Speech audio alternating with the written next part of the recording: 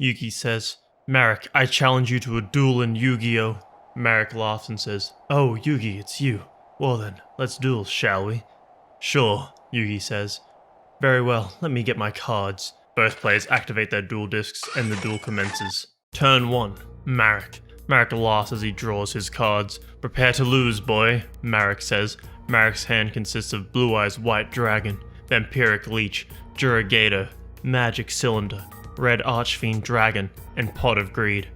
Marik summons Vampiric Leech in attack mode and ends his turn. Turn 2, Yugi. Yugi looks at Marik unimpressed and draws a card.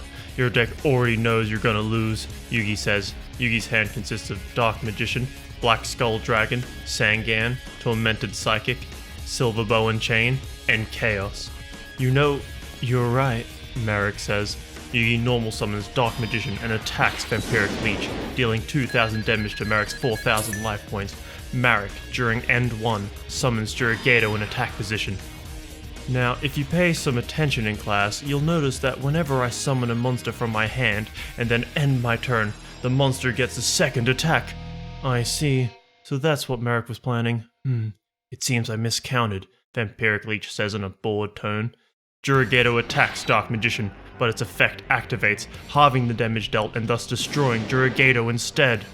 Ah well, I still get to attack your monster, Jurigato boasts. Marik then, during End Phase 2, summons Red Dragon Archfiend and attacks Dark Magician. Now, Jurigato is face to face with Dark Magician within the discard pile. Jurigato, attack your opponent's monster, Marik orders. Death or glory, Jurigato boasts once again. Shut up, follow your orders, Marik snaps. Alright, Jurigato obeys and attacks Dark Magician. Dark Magician is destroyed and Yugi receives 1,000 damage to his life points, reducing him to 3,000. Turn 3, Marik. My turn. Marik draws a card. Prepare to die, Jurigato says, and attacks Dark Magician's corpse, dealing another 1,000 damage to Yugi's life points. Turn 4, Yugi. Yugi draws Black Horns and plays it. Its effect lets it destroy Red Dragon Archfiend.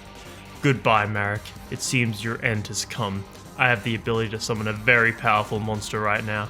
The effect of my next move will be the most powerful in the history of Yu-Gi-Oh!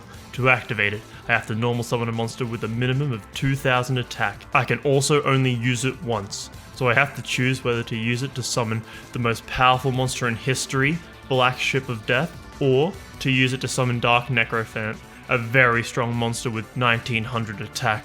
Either way, you and your monster are history, Marik. Yugi ends his turn. Turn 5, Marik. Marik looks at his cards and then looks at Yugi. It seems I've run out of ways to stall. Take your best shot, but know this, even if you do win, it won't save the world. He then draws Pot of Greed. I'll play this next card to corner you. Marik then plays Pot of Greed, drawing 3 cards, one of which is Monster Reincarnation. Huh, you drew Monster Reincarnation? Yugi shouts. That card's shit. Marik shrugs. I'm not gonna play it. Marik then places Magic Cylinder face down. Now then, I end my turn. Turn 6, Yugi. His face down card might be a trap. I have to be careful. Yugi thinks to himself as he draws Dark Magician Girl. Yugi summons Dark Magician Girl. Yugi, be careful of his trap. If you attack now, it'll only revive his monsters. You'll have to wait until he draws a new card, Dark Magician Girl says. Okay, Yugi replies. Now, Dark Magician Girl, attack his life points. Huh, I got you, Marik says as he activates the effect of Magic Cylinder, destroying all of Yugi's monsters, and then lets Marik special summon the Dark Magician from Yugi's graveyard into fence position. Yugi's shocked and controls himself enough to say, How? Magic, Marik laughs. Turn 7, Marik. Marik draws the Winged Dragon of Ra. If I can sacrifice monsters on my field, I can summon him. Now I'm going to summon my last monster. First, I play this card. Marik normal summons Red Dragon Archfiend. Now, I play Dragon Recipe to add Red Dragon Archfiend to my hand. Marik then adds Red Dragon Archfiend to his hand. He then tributes Red Dragon Archfiend to summon his strongest monster, Ra Dragon, in defense position. Now that takes care of anyone who tries to attack me, Marik says. Now it's time to take care of you. Marik then switches Ra Dragon to attack position. This is it. Ra Dragon, attack his Dark Magician's final form. Ra releases a devastating attack. Dark Magician explodes, leaving Yugi with only 10 life points left.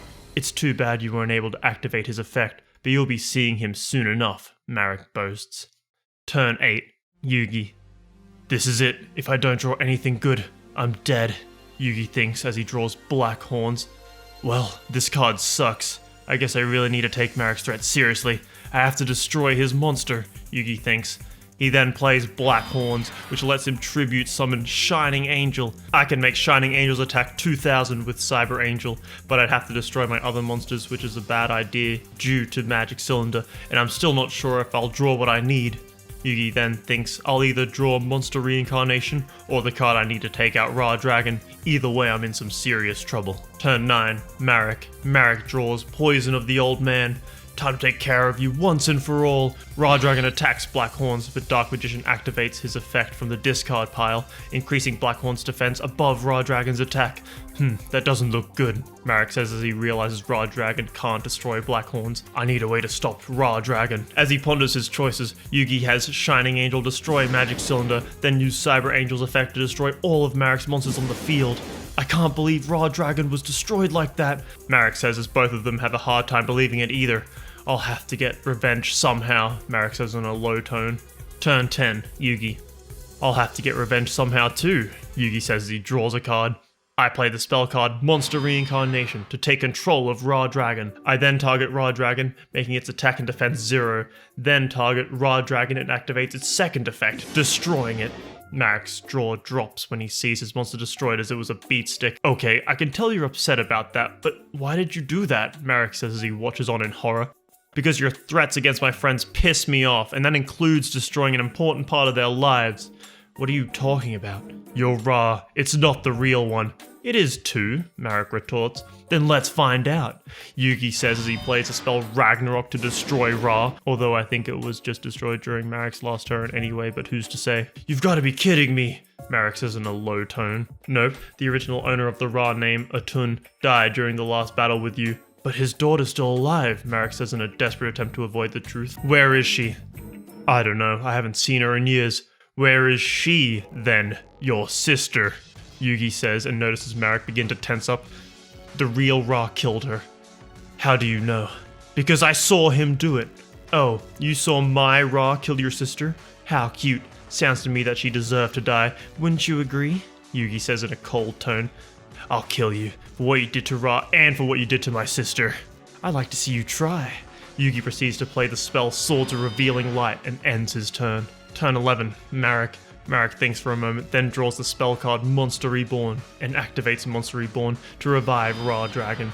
He orders Ra Dragon to attack, but Yugi activates the effect of Swords of Revealing Light to destroy it again. You've got to be kidding me. You revived him just to have him destroyed again? Pathetic, Yugi says. I wasn't using it, Marik says in an upset tone. Bullshit! You were trying to use it as a shield to save your ass. You're too much of a coward to attack me yourself. I don't have to deal with your threats, and I'm not going to stand here and be insulted by them. Ra is not dead, and neither is his servant, Marik says as he continues his turn. Marik activates Ra's magic whistle, then targets Swords of Revealing Light and Lightning Chariot and orders them to attack Yugi's Cyber Angel. He then sets one card face down before ending his turn. Turn 12. Yugi. Both Marik's and Yugi's life points are low. Yugi's LP is at 10 while Marik's are at 500. I have to end this battle quick, Yugi says. Yugi draws Ra's Lightning and ends his turn. Turn 13. Marik. Marik draws Monster Reincarnation but doesn't do anything with it. Turn 14. Yugi. Yugi draws Conversion Ray and ends his turn. Turn 15. Marik. Marik decides not to draw and doesn't do anything. He's either planning something or he's counting on Yugi messing up. Turn 16. Yugi. Yugi draws Lightning Storm and ends his turn. Turn 17. Marik. Marik draws All Creation Quake and ends his turn. Turn 18. Yugi. Yugi begins contemplating his next move.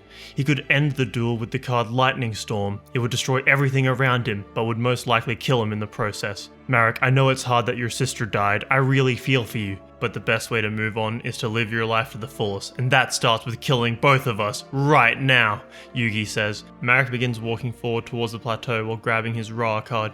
I'm not going to let you kill my Ra. It's too late. Yugi activates Lightning Storm and it begins destroying everything around them. Screams can be heard from everywhere and several of the tower's windows are cracked. Lightning even manages to hit Marik and he falls to the ground screaming in agony. The storm is getting stronger and Yugi knows it won't be long before it hits and destroys the remaining towers.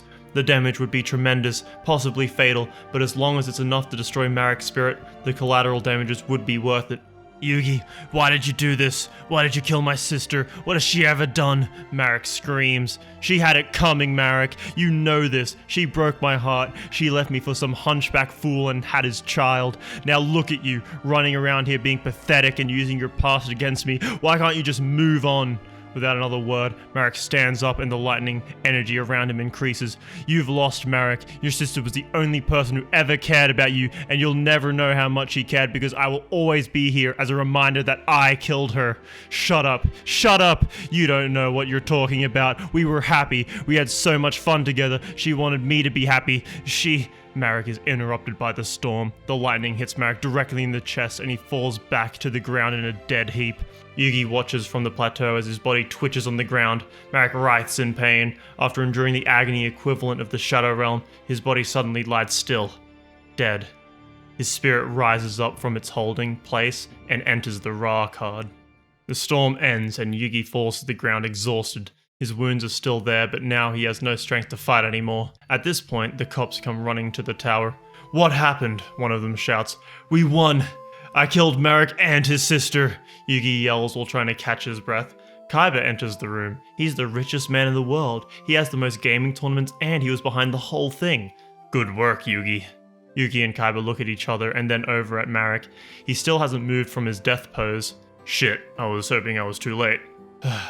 Call the ME.